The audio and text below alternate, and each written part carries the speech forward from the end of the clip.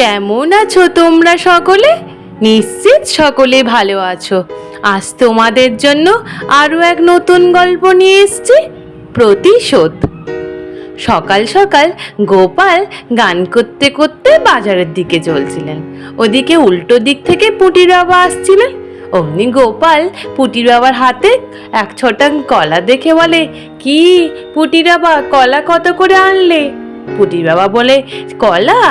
এক ছটাং কলার দাম মাত্র 1 টাকা গো গোপাল দাদা, খুব সস্তায় কলা পাওয়া যাচ্ছে।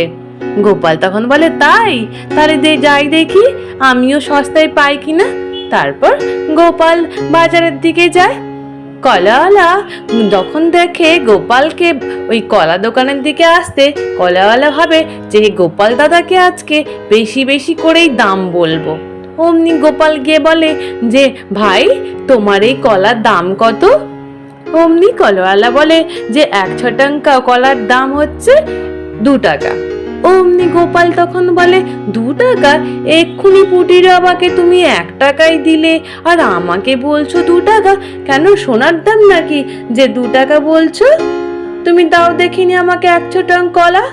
তারপর 1 ছটাং কলা গোপালকে দেওয়ার পরে গোপাল অমনি 1 টাকা দিয়ে দেয়। অমনি লোকটা তখন বলতে থাকে যে, গোপাল দাদা তুমি যে আমায় 1 টাকা দিলে, আমি যে তোমায় বললাম 2 টাকা। অমনি গোপাল বলে যে, বাজারে টাকার দামও প্রচুর, তাই আমি 1 টাকা দিলাম। অমনি বলেই গোপাল ওখান থেকে চলে আসে। আর কলাওয়ালা তাকিয়ে থাকে। এদিকে গোপাল বাড়ি ফিরে কলা নিয়ে বসে বসে খেতে থাকে আর বলে, কি মিষ্টি কলাগুলো, আর কলার বিচিগুলোকে ছুঁড়ে ছুঁড়ে ফেলে। তারপর কিছুদিন পরে হঠাৎ দেখে গিন্নি সকালবেলা উঠে উঠানে দাঁড়িয়ে রয়েছে। গোপাল তখন বলে, গিন্নি তুমি কি করছো? আমায় দুটো খেতে দিয়ে যাও দেখিনি। অমনি গিন্নি বাইরে থেকে বলে, হ্যাঁ হ্যাঁ যাচ্ছি, এই যে দেখছি কলার গাছটা কি সুন্দর বেড়ে উঠেছে। গোপাল তখন বলে, কলার গাছ কোথা দিয়ে হলো? গিন্নি তখন বলে, মনে নেই তুমি যে উঠানে বসে বসে কলা খাচ্ছিলে আর বিচি ফেলছিলে, ওই বিচি থেকেই কলা গাছ হয়েছে। এই দেখে গোপাল বলে, বাহ দারুণ তো, কোথায় 1 টাকার 1 ছটাং কলা নিয়ে এসে আবার কলা বেরিয়ে গেল। খুব লাভ করেছি তো তাহলে। কলা গাছটায় তাহলে রোজ নিয়ম করে জল দেবে গিন্নি, আর বড় হলে এই কলা বিক্রি করে আমরা অনেক মোহর ইনকাম করতে পারবো, আর আমার রান্না বান্না করারও তোমায় দরকার লাগবে না। এই কলা বাড়িতে এবেলা ওবেলা করে মাখিয়ে ভাতের সাথে খেয়ে নেব, তাহলে তেল মশলাও কিনতে লাগবে না, এদিকে বাজারে বিক্রি করেও মোহর ইনকাম করবো। তাহলে ভালো করে তুমি কলা গাছের একটু সেবা যত্ন করো কিন্তু গিন্নি। গিন্নি বলে, তোমার কিপটেমি আর গেল না। 1 মাস পরে গোপাল রাজসভায় যেতে অমনি রাজামশাই বলে, কি গোপাল, আজকে তোমায় খুব খুশি খুশি লাগছে? গোপাল তখন বলে, হ্যাঁ রাজামশাই, আসলে আমাদের বাড়ির কলা গাছটায় মোচা এসছে, তাই আমার মনে এত খুশি। কারণ আবার যখন কলা হবে তখন আমার খুশিটা তো আরো বেড়ে যাবে, কারণ ওই কলা হলে বাজারে বিক্রি করে আমি অনেক মুদ্রা অর্জন করতে পারবো।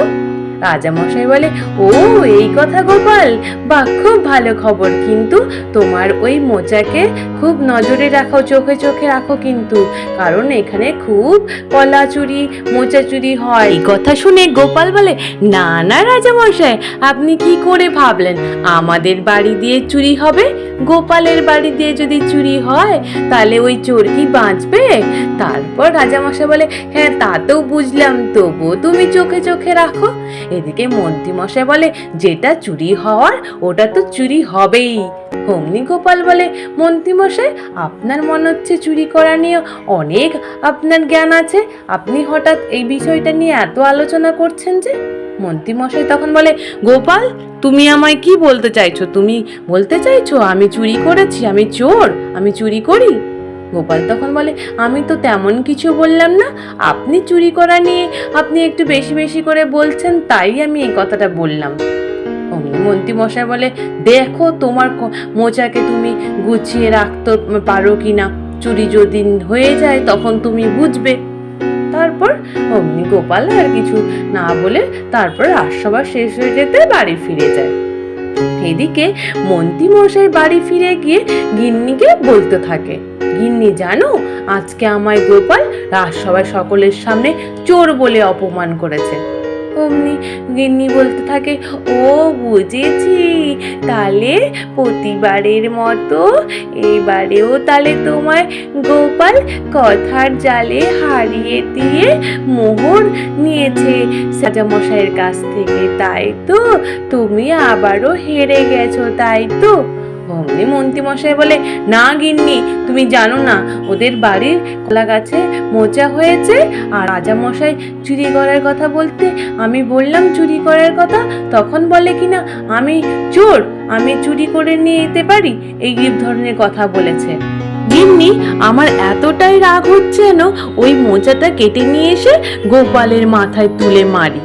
গিন্নি তখন বলে, এই তো তুমি বললে মোচা, তুমি আর বাজার দিয়ে মোচা কেনার তোমার কোনো প্রয়োজন নেই, তুমি গোপালের বাড়ির ওই মোচাটা কেটে নিয়ে আসো, তাহলে আজকে বেশ গরম গরম করে আমরা রান্না করে খাবো, গোপালের মাথায় মারার দরকার নেই, তাহলেই তোমার প্রতিশোধ নেওয়া হয়ে যাবে। অমনি মন্ত্রী শুনে বলে, হ্যাঁ একদম ঠিক কথা বলেছ তো, তাহলে আজকেই রাত্রে আমি মোচাটাকে কেটে নিয়ে আসবো। অমনি রাত্রিবেলা গোপাল নাক ডেকে ডেকে গিন্নি আর গোপাল শুতে থাকে। এদিকে মন্ত্রী মশাই চুপটি করে গিয়ে আস্তে আস্তে করে ওর মোচাটাকে কেটে নিয়ে চলে আসে। পরদিন সকালবেলা গোপালের গিন্নি উঠে দেখে মোচা নেই। অমনি গিন্নি কান্নাকাটি শুরু করে দেয়, কি গো, আমার গাছের কলা গাছের মোচা কে নিয়ে চলে গেল গো কেটে। অমনি গোপাল আচমকা ঘুম ভেঙে গিয়ে যখন দেখে যে সত্যি কলা গাছ থেকে মোচা কেউ কেটে নিয়ে গেছে, গোপাল মনে মনে ভাবে, কে চুরি করতে পারে? কেলে পচা কে চুরি করলো? বলে, না, কেলে পচাকে তো কতদিন ধরে দেখতে পাচ্ছি না, কিন্তু ভোলা ময়রা তো এটা করতে পারে না, তাহলে কি মন্ত্রীমশাই কালকে চুরির কথা নিয়ে বলছিল, আর মনে হয় নিশ্চিত মন্ত্রীমশাই করেছে, এই ভেবে উনি বেরিয়ে পড়ে।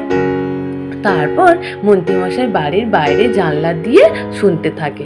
মন্ত্রীমশাই বলে, দেখলে গিন্নি, আজকে এই মোচাটাকে তুমি ভালো করে বেস্টি করে রান্না করো, আজকে গরম গরম মোচা আর ভাত খাবো। অমনি গিন্নি বলে, তুমি যে চুরি করে নিয়ে এলে, তাহলে গোপালের গিন্নি আর গোপাল বুঝতে পারেনি তুমি যে চুরি করলে? মন্ত্রীমশাই বলছে, না না, তখন তো গোপাল আর গোপালের গিন্নি নাক ডেকে ডেকে ঘুমোচ্ছিল, তাই আমি ওই সুযোগে নিয়ে চলে এসেছি। গোপাল জানলার আড়াল থেকে সবটাই শোনে। অমনি মনে মনে ভাবে, এটাই তো সত্যি, আর সত্যি সত্যি তো মন্ত্রীমশাই চুরি করে নিয়ে এলো। তারপর গোপাল সোজা গিয়ে বৈদ্যমশাইয়ের কাছে যায়। বৈদ্যমশাইয়ের কাছে গিয়ে বলে, বৈদ্যমশাই, আমার খুব সমস্যা হচ্ছে, একটু আমায় কিছু দেবেন? আসলে আমি শুধু খাবার খেতেই আছি কিন্তু বেরোচ্ছে না।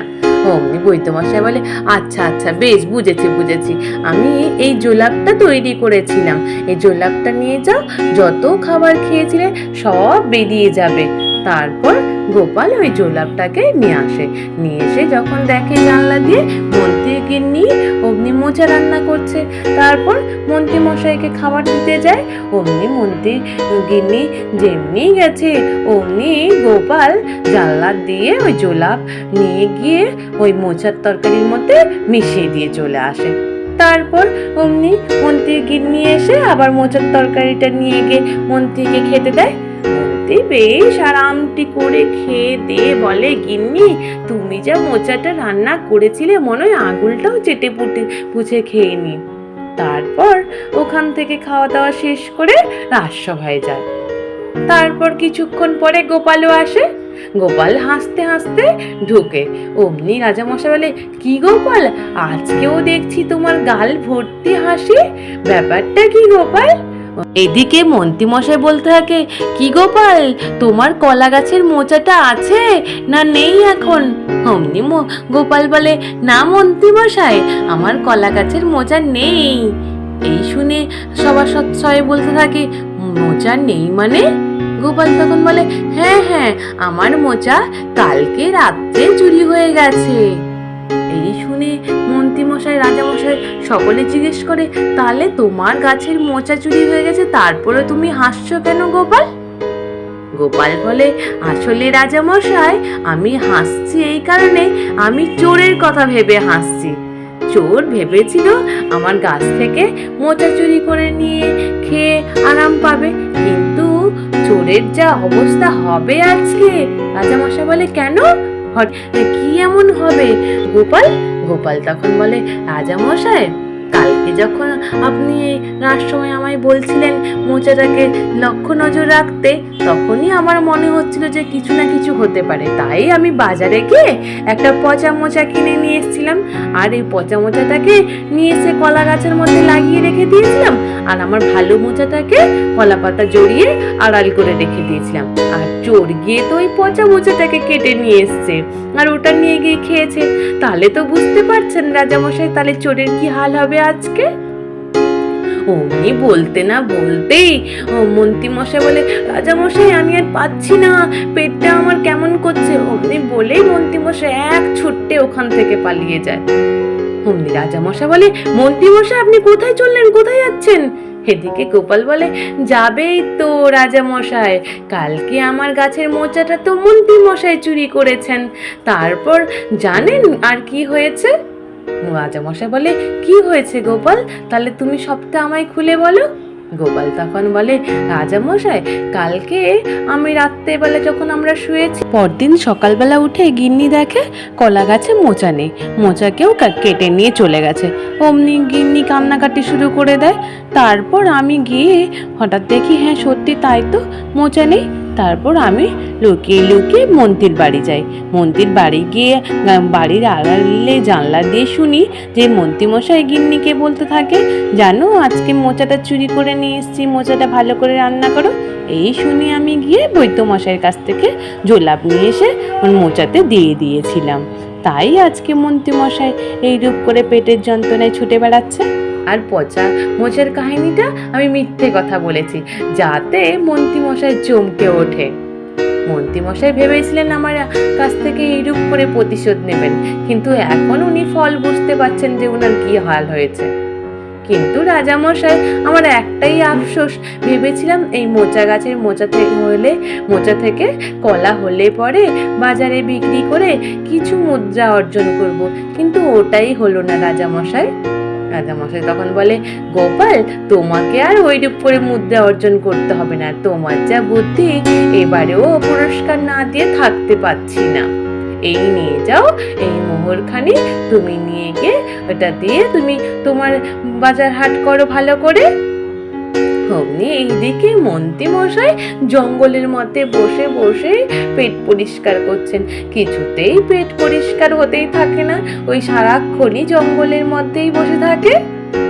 আজ এই পর্যন্ত, নিশ্চিত তোমাদের সকলের ভালো লেগেছে। আর যদি ভালো লেগে থাকে তাহলে একটু লাইক আর সাবস্ক্রাইব করে দিও। আর তোমরা সকলে ভালো থেকো, কেমন? টাটা।